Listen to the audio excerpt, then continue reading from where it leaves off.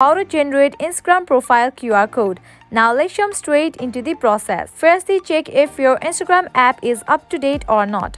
For that, open your App Store or Play Store. Here I'm gonna open my App Store. Now search for the app Instagram.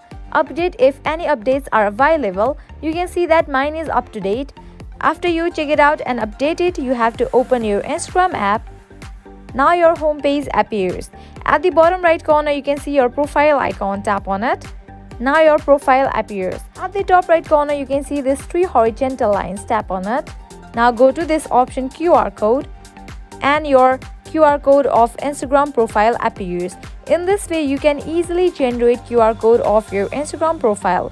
Likewise, you can change the color of your QR code. Just tap over here and it will change. Likewise, you can set it to emoji and also selfie. In this way, you can easily customize this. You can share this QR code to your friends by tapping on the share icon and invite them to your Instagram profile. At the end, if you find this video helpful, make sure to like, share and subscribe to our channel. Comment on below what you guys want to see in upcoming videos. Thank you.